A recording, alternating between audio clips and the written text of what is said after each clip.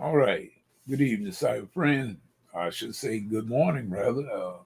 I believe it's a little after 12 midnight, so that means it's another day. And so we thank God for each and every one of you. Middleman is at the ground again, one more time. And we want to give God all the praise and honor and give him all the glory for life, health, and strength. We thank him for as well as it is. And we thank him for each and every one of you, disciple friends. Inner circle, you know who you are. Um, And y'all see my title there on here on this here live broadcast tonight. It said, "Enough is enough. Enough is enough." And I wanted to ask a question: When is enough? Is enough? Now, I guess that would vary from person to person. In other words, that will vary from person to person. In other words, because everybody's tolerance level is different. Everybody's tolerance level is very, very different. And I must confess that old Mitty Man, especially in the past, my tolerance level was at zero for ignorance. I mean that. It was zero, zero tolerance for ignorance. I mean, now, we used to say it like that. We used to say zero tolerance for ignorance. But as I grew older, I changed that because, see, especially once I really came to know exactly what ignorance was. And there's a difference between ignorance and stupidity. So I'm going to change mine. Minuteman has zero tolerance for stupidity. People that want to do what they want to do regardless to what the rules are. But people don't want to abide by the rules. In other words, you must get your own thing if you want to call your own shots, people. Let me repeat that. I remember when I went into the United States Army, and when we was being doing our orientation and everything, and those drill sergeants and everything were getting us ready for basic training, they let us knew from the jump street who was in charge. In other words, they let every soldier know that you didn't run nothing in the Army but PT and the buffer. That's all you ran. Now, okay. Let's back it up a little bit, people. Just let's just back it up. And I don't know. Like I said, I didn't have a chance to broadcast this live video. Like I tell y'all, I do it as the spirit ought to give me utterance. But when enough is enough. Hey there, Sister Jack. How you doing? I didn't know you was in there. How you doing there? We glad to have you in here. We just doing an impromptu here. I had a clarion call today. In other words, and one of my honorary members of my group, and Sister Delphine, you have not. I don't think you have seen her unless you went to the website and seen her picture on my website. As one of my honorary members. She was one of my first gospel tritone, and also a member of my home church. And right now, so we had a long discussion, and that's how come I was saying in the spirit gave me when enough is enough. Some people will try your patience to the limit, and some people take your Christianity for weakness. But I tend to differ on that, sister. I tend to differ on that. We are not to let no one make a flow mark or a flow mat out of us. Now, just because you are a Christian, that don't mean you stupid. See, a lot of people got that thing sort of mixed up. They got it mixed up. Just because you are a Christian, that don't mean you are stupid. And they want you to let them just run. You supposed to just let them run all over you, and you are not supposed to just lay there and take it. But no, that's the wrong answer, sister. That's the wrong answer. No, Mitty Man don't go that route.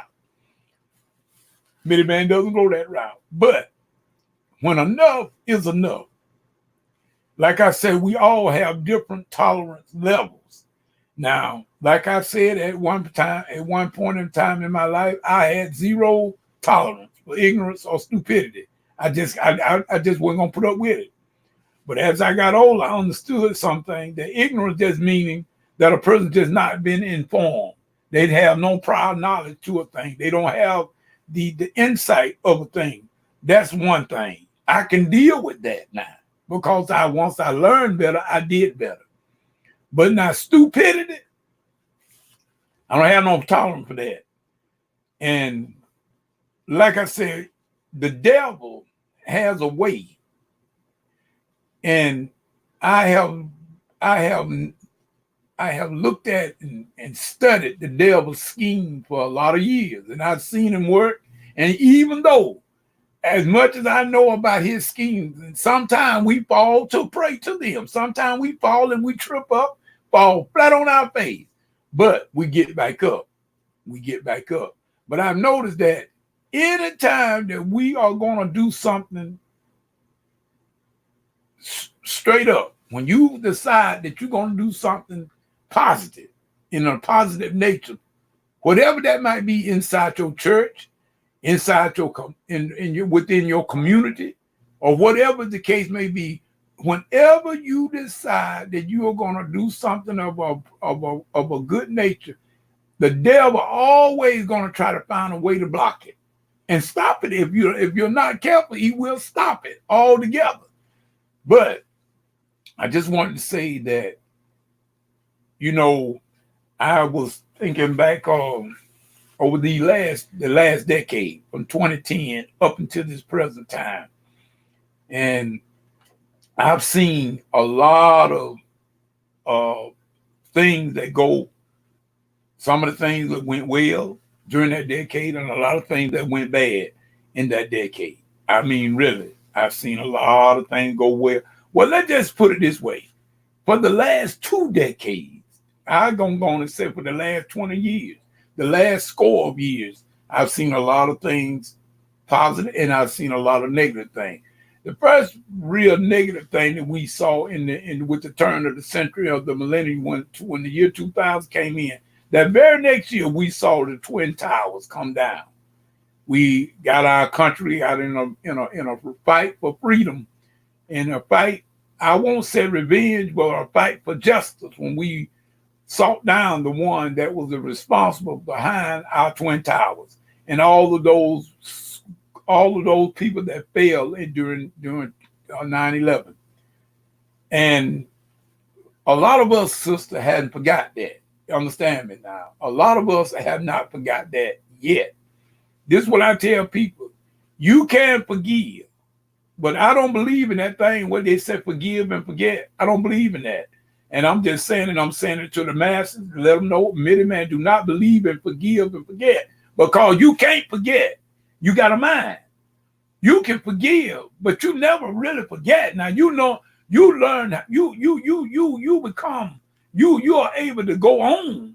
You forgive and then you can go on, but you don't really never forget. If sister, if you done trusted me with all of your business and with all of your concerns, and then I turn around and stab you in the back, you may forgive me, sister, but you ain't gonna never forget what I did. Oh, no. You're not gonna allow me that leisure to get back in your business that deep anymore to do it again.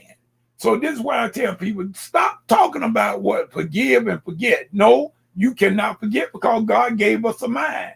In other words, this is why we study history. So we can keep from repeating what we have done in the past. This is why we reflect back. I always look back. A lot of people, they might think that I'm a little frail on the edges for doing that. But no. I look back on my past, so I will not repeat some of the mistakes that I made in my past, in the present and in the future. This is what we say. That's how come I say, when enough is enough. So when you have taken all the bumps and the bruises, and you trying to do what's right, like I said, sister, I am not the only one that is involved with a lot of things. We got a lot of people that are involved with a lot of stuff. They got a lot on their plate, And they are doing everything because we all have the same amount of time during the day. We all have 24 hours. We all have that. But some of us just doing more with our day than others. But nevertheless, whatever you do and you decide that you want to do, that's your business. That's your business. But so when you are trying to deal with certain things and you got a lot on your plate, you deal.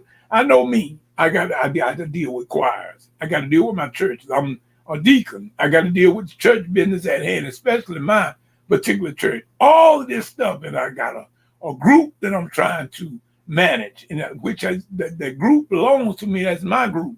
Junior Walker and the Gospel Tritone belongs to me. So it's going to be up to me to make it run the way that I want it to run. And I don't have to answer to anybody for it because it's my group. But so when you got all these things that you got to deal with and you trying to manage all of them, and when you got to put up with stupidity, that dog don't bark. That dog don't bark. So you have to get rid of your headache. See, some of us will just take that and run your blood pressure. My blood pressure already high enough. I ain't gonna let nobody else run it up no more. So in other words, when it comes down, you just got to know that y'all remember. You remember, sister, with Kenny Rogers. When Kenny Rogers had that, let me put my glasses on so I can see that what you just typed in. You remember what Kenny Rogers had that song back in the 80s, The Gambler? That's right. The beginning it messed me up every time. You right, sister. You right. You are so right. So like I say, we thank God for you, and I'm glad you done learned that too. I learned it too. But that gambler says you got to know when to hold them, and you got to know when to fold them, know when to walk away, and know when to run. See, that's what a lot of us fall short at. We don't know when to let it go. We let people just do any kind of way just because we want to keep them involved and think that we cannot get along without them. Oh yeah, you can do without people. You can do without the headache. I know that.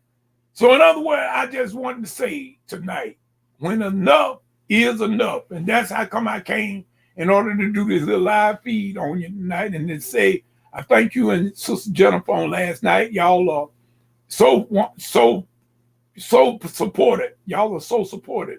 And I'm thinking, I hope that y'all got a good take on that Bible study on last night. So we're going to say right here, sister, that we're going to tell you good night. And we're going to just say we're going to hope to see y'all on next Tuesday night in another continuation of the Bible study on we had from this past Tuesday night.